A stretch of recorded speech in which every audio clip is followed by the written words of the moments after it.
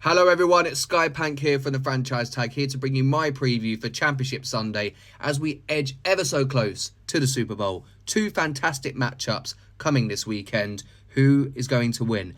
Well, first let's recap quickly that last week I got 3 out of 4 picks right, but the Kansas City Chiefs had to come and spoil the party by beating the Buffalo Bills on Sunday to make their 6th straight AFC title game. And if you're a Chiefs fan, you'll be particularly happy that Mahomes and Kelsey turned up when the lights were brightest, just like their old selves, and both had big games. Mahomes went 17 for 23 with 2 touchdowns. Isaiah Pacheco got it done on the ground with 97 yards for 15 carries and a score.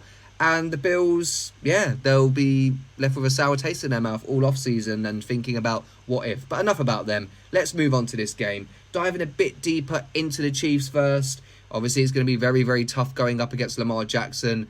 He's going to win the MVP. And Steve Spagnuolo does do an excellent job of making life difficult for opposing offences. Pass rusher wise, we've got Chris Jones and George Karlaftis both on 10.5 sacks during the regular season. So they'll need to get that pressure up front to try and, make life uncomfortable for Lamar. But then they also need to be wary of the designed runs, because designed or not designed, Lamar Jackson last week averaged 9.1 yards on his 11 carries and he hit the 100-yard mark last week against the Texans. And, at one point, arguably, it looked a bit ropey for the Ravens. It was 10-10 at half-time. If Fairburn makes that field goal, maybe life's a bit more uncomfortable with them being behind at half-time.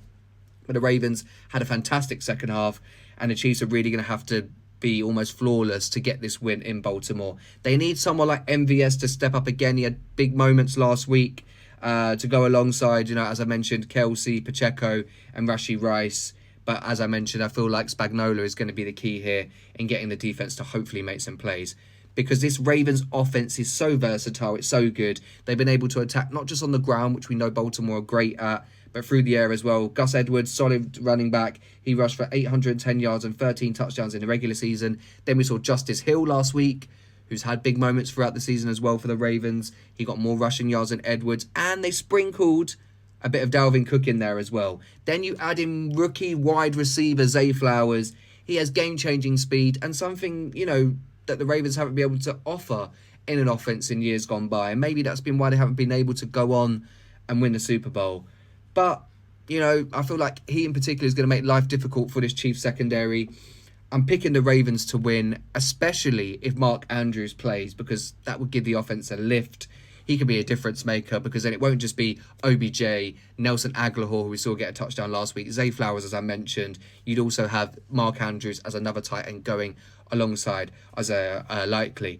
And then with all of that being said, I also have to add that we're not even accounting for Ravens defense, which has been phenomenal throughout the season. They have outstanding pass rushers. They have Justin Madubuike. He has 13.5 sacks this season. Then you got Roquan Smith, phenomenal linebacker, and Kyle Hamilton, who's a game-changing safety. He can make big plays. And I've said enough about the Ravens now that I'm going to pick them to win. I think it's going to be a tough game, but I think considering that the Ravens have 18 interceptions, which left them tied 3rd in the league, and then also 2nd in fumble takeaways with 13, they will get a key play at some point. I'd be surprised if this game was more than 7 points either way. It's going to be a close matchup. I'm going to say 29-26 to Baltimore. Then we move on to the Lions taking on the 49ers. The Lions feel-good story continues. Jared Goff is lighting up the postseason. He's rolling right now. 52 of his 70 passes completed, 564 yards and 3 touchdowns without any picks, no blemishes in these 2 games. He's going into San Francisco, where we know he's played before when he was part of the Rams. So you could argue he's not going to be phased, even if it is an NFC title game, because, as I said before, I think he gets criticised too much. Both of these quarterbacks do, but Jared Goff in particular, he's proved that he can make a Super Bowl when he did with the Rams. Yes, they lost to the Patriots, but still, I think he'll be able to cope with the pressure. And my only issue for the Lions really is, yes, I know how good that 1-2 punch is with Montgomery and Gibbs. Yes, we know how good Amon-Ra St. Brown is. And yes, Sam Laporta has been a revelation at the tight end position. But this defense is clearly relying on Aiden Hutchinson. They need him to have the game of his life, be able to harass Purdy, get that pressure up front. And I think arguably, we can nitpick all day about talent-wise, but at least on current form, the Packers defense overall is better than the Lions. And they showed that last week by almost getting that upset win in San Francisco. Speaking of that, I think the Niners are probably reveling in the fact that people are starting to write them off, because I've picked them all season to win the Super Bowl, but I've seen a lot of people changing their mind now. But sometimes when you can scrape through a close game that people expected you to win, that can almost, reignite a fire and make you refocus on your goals. Yes, people are going to argue that they need Deebo Samuel for this game. I would say that too. But 49ers legend Jerry Rice has come out and said he thinks he's going to play.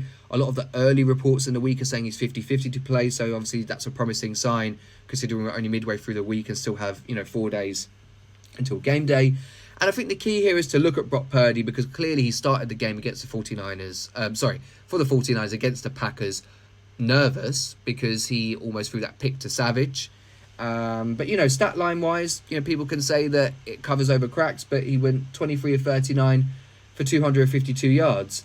And I think the 49ers defense, they have one of the most opportunistic and aggressive defenses in the entire National Football League. Linebacker Dre Greenlaw, he clinched a divisional playoff win over the Packers with that late pick. Then we've got Charvarius Ward. If you've ever seen him in man coverage, he's phenomenal. He can step up. And let's not forget Nick Bosa, off of the line of scrimmage, such a fantastic first step.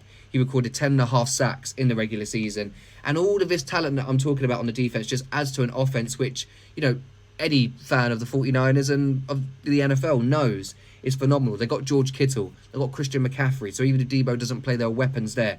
And I think talk about those two guys in particular. Kittle now is 30. He was a member of that Super Bowl losing team to the Chiefs.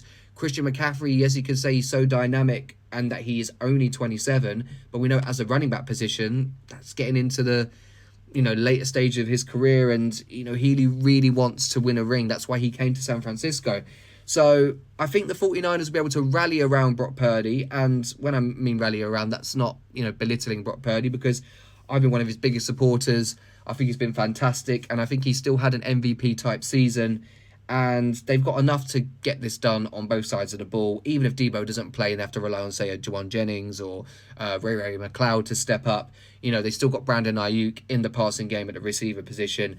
And the key player for the 49ers, as we know, is 35-year-old superstar left tackle Trent Williams. So I think he can lead the O-line to deal, for the most part, any pressure that the Lions try to put on them throughout that game.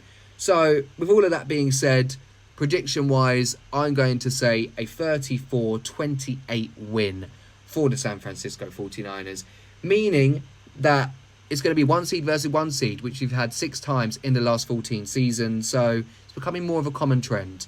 Enjoy these 2 games. They're going to be fantastic regardless of what happens. Let us know your thoughts in the comments, and stay tuned for plenty more content coming from the Franchise Tag.